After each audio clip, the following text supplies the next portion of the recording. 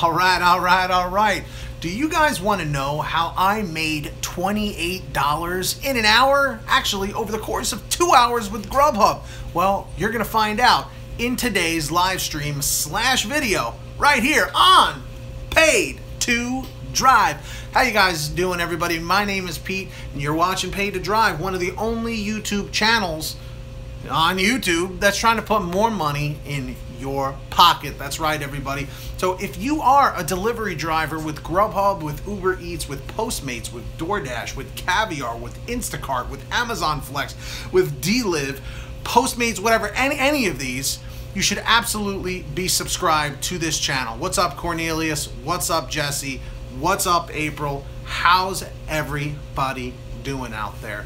And yeah, so today I only worked the dinner rush, and I was pleasantly surprised. I ended up making over $78 over the course of only 3 hours, man. Like, that's insane. Alexa, what is 78 divided by 3?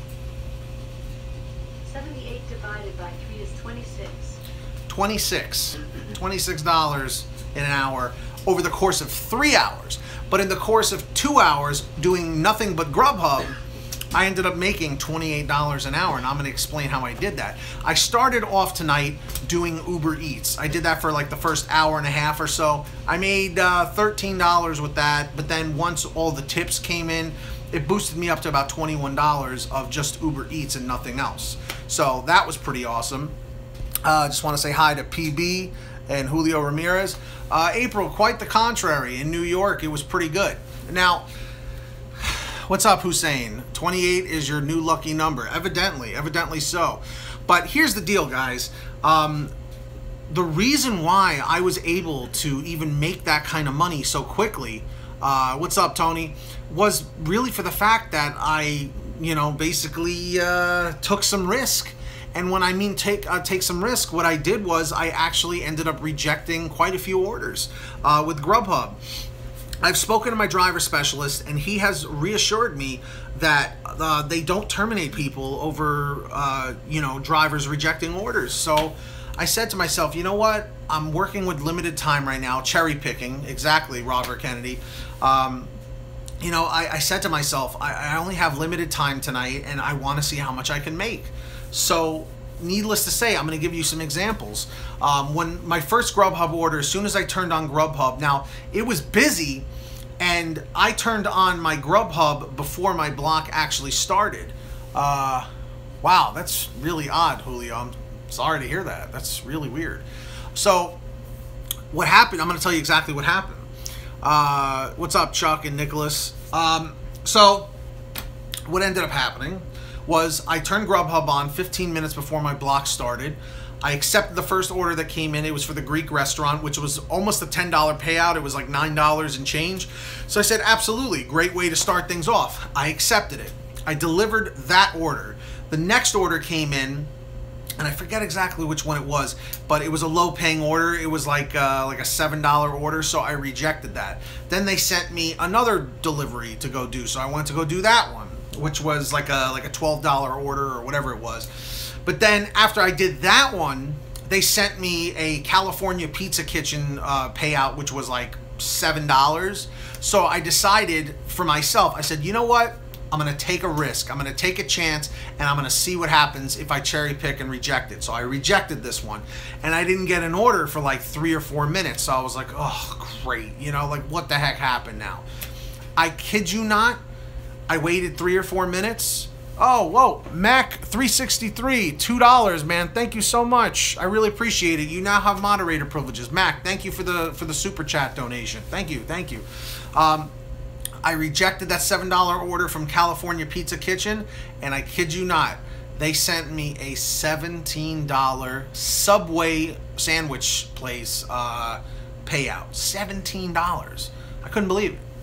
So I was like, rejecting the orders really works. Like, I've rejected orders in the past, and I've seen how it works, and I've seen it, but like it just blew up in my face. I was like, oh my God, Jesus Christ, this freaking worked. $17 right there. So as I was on the way to go pick up the Subway order, which I had just gotten the alert that it was ready for pickup as soon as I accepted it, maybe a few minutes later on the way, I got another ping for the Greek restaurant for a $12 payout, which had been ready for pickup, because as I was heading to the subway, I have to pass by the Greek place. So I just hung a left, went down to pick up that food, dropped that off real quick, then headed back to Subway, which ended up being my last delivery of the night. And I ended up going and dropping that off at a hotel. And I said, for $17 payout, I will go into the hotel and find that guy's room and bring it to him. Needless to say, it was quite a trek, but it was worth it. Rejecting only works when it's busy. On a slow day, you make no money if you lose the guarantee. Exactly, easy peasy. I was about to get to that. What Easy Peasy said is absolutely true. The times you know that you shouldn't be rejecting orders is if it takes you some time.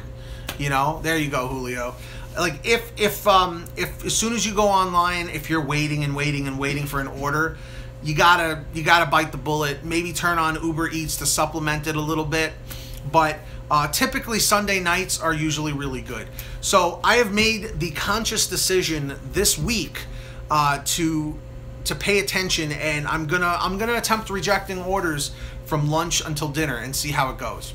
You know, lunchtime, I know that the deliveries are a lot less, but I'm thinking if they're under $7, I'm probably gonna reject it. That's what I'm probably gonna do. Because it just wastes a lot of time, you know, especially when you're delivering to office buildings, especially when you're in a city area. These are things that you need to keep in mind for sure. Guys, if everyone's watching right now, can you guys please consider definitely hitting that like button down below, the thumbs up button? I'd greatly appreciate it. But this is what I'm going to try, and I'm going to report back to you guys to see where I'm at. Honestly, Nicholas, at this point, I'm not even worrying about the minimum. Like my driver specialist told me about a month ago that we don't get terminated for having, you know, a low acceptance rate or rejecting too many orders. And now what's interesting to kind of go over and talk about Uber Eats for a minute, for some reason, people in my region, in my market on Uber Eats, when they go to their delivery stats to see what their acceptance and cancellation rate is, they got rid of it. It just shows like the satisfaction, like the 100% typically that you're at, or 95%. I'm at 100% satisfaction, I guess, from all my deliveries that I've done. So by doing that, it seems like they got rid of the acceptance and cancellation rate publicly for us to see. So I don't know, man. Honestly, Nicholas Kingston, thank you for the $1 donation. Nick, thank you so much. I appreciate it, man. Thank you. Honestly, what I'm gonna try and do now is I'm really gonna take some risks, because I need to make money. I need to make money because, you know, trying to keep that acceptance rate up high, it just seems like you don't make as much. And I've been following on the Facebook pages of these GrubHub people, the other drivers. You know, I'm seeing people that show their pay summary, and it's showing tons of yellow and tons of red on their pay summaries, but these people are killing it, man. All of them are making almost $100 plus per day. Sometimes they're even hitting $200, like on like a Tuesday or a Wednesday. Now I know it's market dependent. I get that. I totally get it.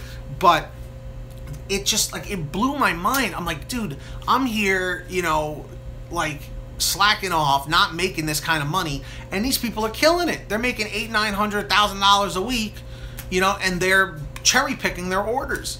You know, like what really bums me out is like, it's like GrubHub knows that we're independent contractors, but then they try and control you like an employee, like basically scolding you like shame, shame, shame. Like if you reject too many orders, you go down to partner status, you know? So I don't know. That's my whole thoughts on that. What did you guys think about this whole thing? My question of today is, do you think it is worth rejecting orders to make more money, or do you think that it ends up putting you more at risk of a potential termination? Evidently, according to my driver specialist, he said no. So I'm gonna go with that. I'm gonna run with that one. But that's really all I had to put into it. You know what I mean, guys? I wanted to explain it, but I ended up making just under $57 in 2 hours, in less than like 2 hours with GrubHub tonight, because I decided to reject 2 or 3 orders, you know? And who knows, you know, in 2 hours time, you know, with the guarantee in my area, it's only $12 an hour. So I ended up making 57 when I could have made only 24 potentially. You know what I mean? Exactly, Robert Kennedy. This is why I need to go on to give it a shot. I'm afraid if you go on rejecting a spree, it will not end well. That's what I was worried about too, easy peasy. Now, Julio, because you're in Queens, you know, like you showed me your pay summary, like you could just reject orders all day long because they come so often. But in my area, it's not really like that. I mean, during lunchtime and dinner time, we get a decent amount, but it's nothing like that, you know? But anyway, that's what I wanted to mention to all of you guys out there. I'm sorry for the late video, but you know, I got busy earlier, you know? But that was my 2 cents on the whole thing. It really came out to like $28.50 an hour, which is unbelievable. I mean, if you really even want to be, you know, if you want to, that's the gross profit. The net profit is, let me see, Alexa, what is 70% of $28? Let's see. 70% of $28 is $19.60. So I still made $19.60 net, as if I was working for an employer and they pulled taxes out. That's still not horrible for a couple of hours of working. You know what I mean? Basically 20 bucks an hour net. That's awesome because I rejected orders. So if you guys would like, I will keep you guys updated this week about my rejecting spree and being more selective with the orders that I'm choosing. And I could report back to you guys and tell you how my profits have increased or decreased, and we'll kind of see what happens there. But I think I'm gonna wrap it up here. I'm gonna basically do a part 2 to this on my daily vlog right now on the PTD vlogs. Just by a show of hands or a show of numbers out here, how many of you guys are subscribed to my PTD vlogs channel? Comment 111 if you are. Comment 222 if you're not yet. I have the links in the description down below with my Twitter, my Facebook, my Instagram, and all of my other channels. If you guys could subscribe to all those, that would be awesome. But I'm about to jump on there right now. So, in closing, guys, I'm going to let you guys know how everything works. Walter Rich Rice, I'm doing great. Thanks, man. So I'm going to see where that goes. But that's all I got to say for right now, everybody. I really appreciate all of you guys watching. Definitely follow me on social media, like I said. And please consider subscribing with the notifications turned on. And if you wouldn't mind, please consider also hitting that like button. I'd greatly appreciate it. Guys, thanks so much. Get that money, get that honey, keep hustling, keep bustling, and thank you all so much for watching Paid to Drive. I'll see you guys next time, and I'll see you all on my vlog channel right now. Go over there real quick. Peace. Later. Yee.